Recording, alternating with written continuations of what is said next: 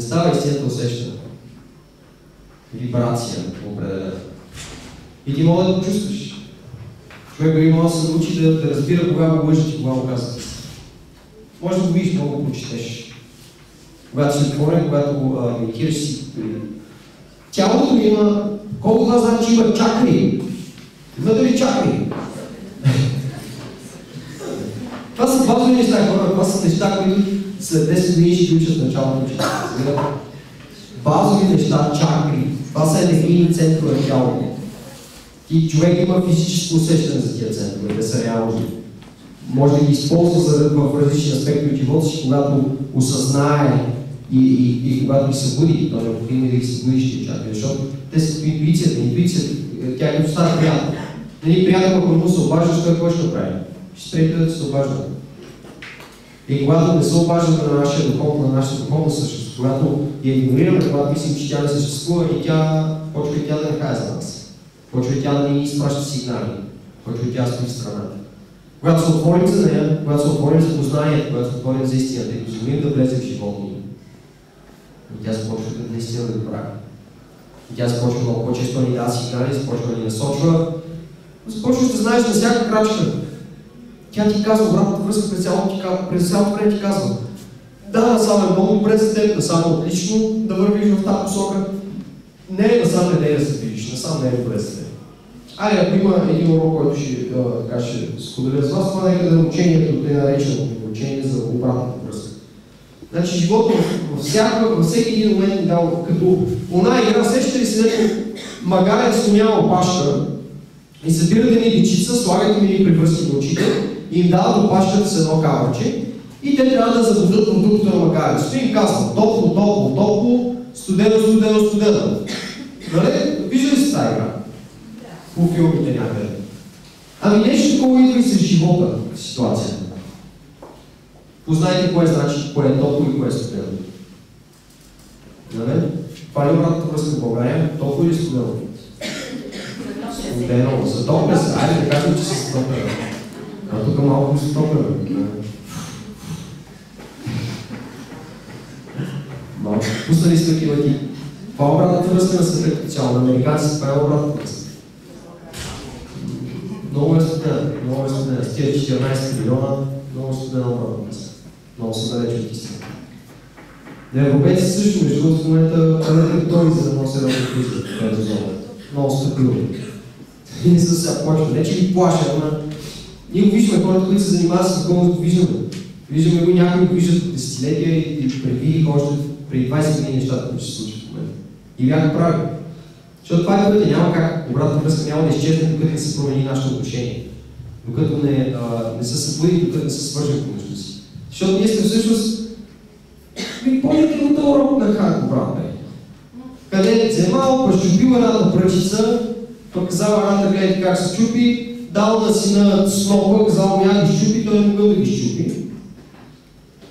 Защо след като разбираме, след като знаем, че трябва да сме заедно и трябва да сме свързани по положителен начин помежду си, да сме като едно, защо сме разединени?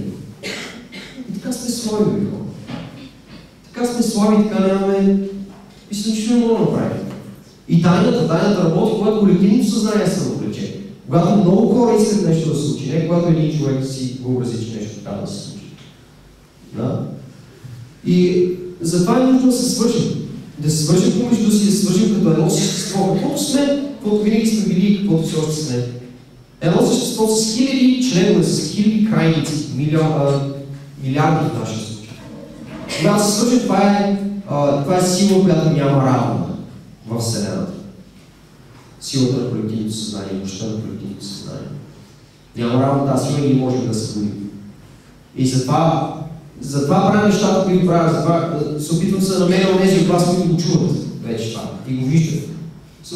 Не искам нито да ви... Няма нищо за доказване, няма нищо за... Не е необходимо. Тук доказателството идва на друго ниво. Идва на ниво аз знам. Аз усещам душата си, аз знам. И никой човек се сложи обратна връзка, може да ме смени или да ми каже, че това не е така. Аз знам, че когато се свържим, че Когато наистина събуди Бога помежду ни, защото Той се ражда помежду ни, Той се ражда връзката между нас. Нали, любовта, нали, знаете каква енергия е това? Когато си влюбен в някого, когато си близо до него и как цялото ти тяло минава, тръгва ти си. Може да си така с мощната светка помежду си по принцип. И това е нормалното ми състояние. Човек, колко хубав човек, така се радвам да те видя, толкова съм щастлив и толкова ми е хубаво, само че те виждам, разбираш, и че знам, че нямаш задни мисли, не си мислиш някакви неща глупави, просто гледаш просто един човек, кученцето, не сте го виждали кученцето как се радва. Дори ще му отрежат, те са винаги в настоящия момент, това е много кръга за тях. И на кучето дори да му отрежат кръга, след там ще му заздравее, ще му мине и след 2-3 дена пак ще мака с опашка и ще се радва на всички и ще е щастливо, ще е по... А ние сме с едни мисли тук, тягостни, какво става, какви са неща, какво означава това толкова, как се облякало, защо така, не знам, скоро. И това ни отдалечава от автентичния контакт. Автентичният контакт е толкова приятен. Толкова приятен, толкова истински. Представете си да създадем един свят, да изградим един свят, на който всички сме свързани по автентичен начин между си. И всички се обичаме, независимо от грешките си. Защото всички правите грешки, всички правим грешки. Ако някой си мисли, че не прави, по-скоро се объркава. И припознавайки това, ти вече си готов да простиш на всички. Ти вече си готов да приемеш всички такива, които са. Ти вече си готов да събудиш Бога в себе си и да го споделиш с останали. Нали разбирате, като говоря за Бог, не говоря за някаква такава идиотска представа за някакъв его човек, който седи и решава кого да накаже и кого да помилва. Не, говоря за това, в което живеем, за това, в което се намираме. И то може да бъде събудено. Това, което искам да се бъде. Представете, за 5 минути го решете сега. Нали? Доминантното мнение е, че нали, няма Бог, ние сме тук с много занимаване, знаем много добре за какво става въпрос, нали, познаваме процесите, виждаме ги, къде да им си установяваме кое е истина, кое е истина. Дайте си 5 минути само, какво си вярвате, какво си искате след това. За 5 минути да кажем, че има Бог. И Бог е тази енергия, която дава живот на всичко и кара сърцето ти да тупка и ти праща обратна връзка, и ти изпраща съвети, да ръководи живот, ти прави всичко, нали, за да те изведе до твоето следващо ниво, за да ти покаже твоето истинско щастие, ти покаже твоята ултимативна цел в живота и смисъл. Как се отнасяме към него? Ако Бог е любов, да кажем. Да кажем, че Бог е енергията на любовта, Бог е енергията на сътворението. Как се отнасяме към него? В правилно взаимоотношение сте въвлечени? Или има на какво да проработим? Има в каква посока да се събудим, в каква посока да пораснем? Отгоре има. Правилното смисъл взаимоотношение, казвам, към тази сила, това е взаимоотношението към първо към самия себе си. Как се отнасяш към себе си? Какви мисли тежи главата си? Защото не знаете, една мисъл, една негативна мисъл, мозъкът произвежда адреналин, нали, такъв хормон на стреса. Когато има прекалено натрупване на такива негативни вещества, чисто и биохимическа гледна точка, но тялото остава зле. Когато човек е влюбен, когато е в едно хубаво състояние, и положителни мисли в очите и с главата му, и да произвежда и съвсем други вещества, и съвсем други хормони. Серотонин, допамин, веществата на щастието, те да човек е в едно много по-добро положение. И където и да го погледнем, нали, откъдето и да го гледаме, ще видим, че всъщност от нас тръгва това събуждане. Нали, не от да изчакваме първо другите, пък аз после евентуално ще осъзная, че всъщност духовната същност е истинска и всъщност целият и материален път е само с цел да облагодетелства моето духовно прибуждане и моето духовно израстване. Мога и веднага да го направя, мога и веднага да тръгна по пътя, да осъзная, че съм част от нещо по-голямо, че съм част от нещо, което ми лезе, част от нещо, което иска да ме заведе до следващите нива на моето съзнание, на моето израстване. И ще ви кажа това, до което аз стигнах, е, че да, всички сме част от това нещо, да, Бог мисли за нашето добро, да, Той иска ние да се развием, Той иска ние да... Не случайно казвам то, защото то не знам как и да го нарека. Трябва да използвам някакво местоимение, нали? Мисля, така се разбирам. Макар всяка дума да ограничава и да изпразва от смисъл и да... Нали, има огромна разлика между термина, сиреч това, с което назоваваме нещо и понятието, сиреч смисъла, истински обект, който стои зад това наше назоваване.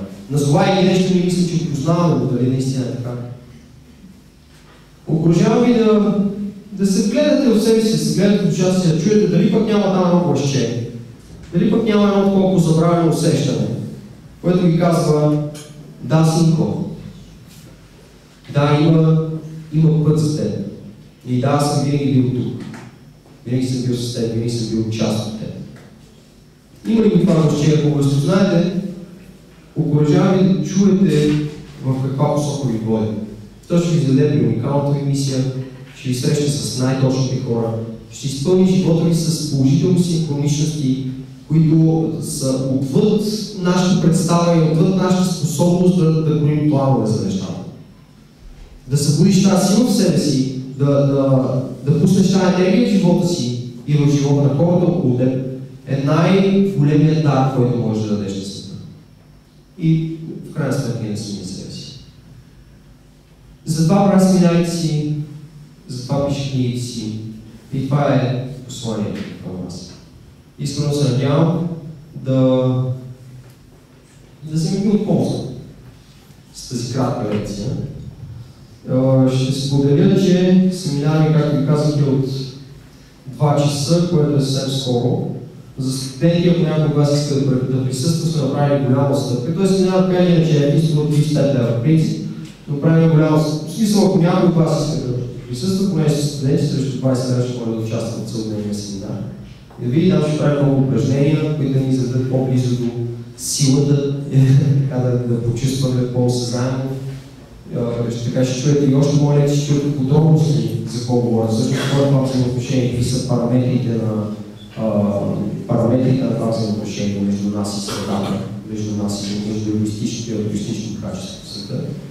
Така че, ако желаете да се повядате, ако не, как ще ме ориентираше само колко време говорих, защото аз го представя за тия неща. Някой да знае колко вече са. 12 до 10, чудесно.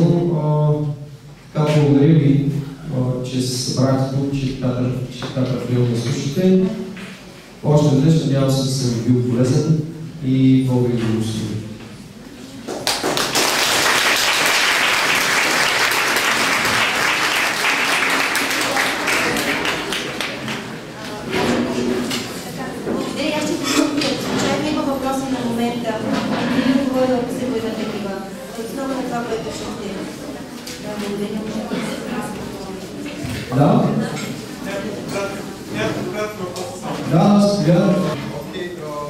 И те се променят. Тя мисля нещо, което се променя и във време. Мисля, днес трябва с това да се занимаваш, трябва да си като студент да правиш студентски неща, утре ще се появи някаква друга посока, която трябва да се развиеш. Друго нещо.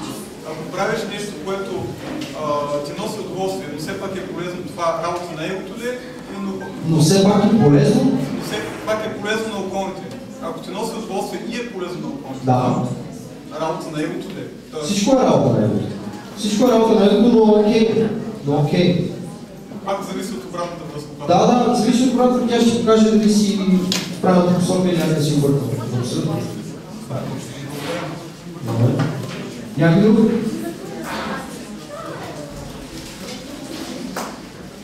Какво да правим сега нататък?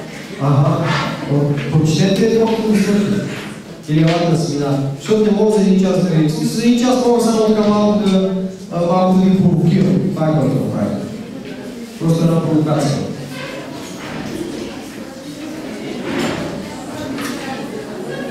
Благодаря.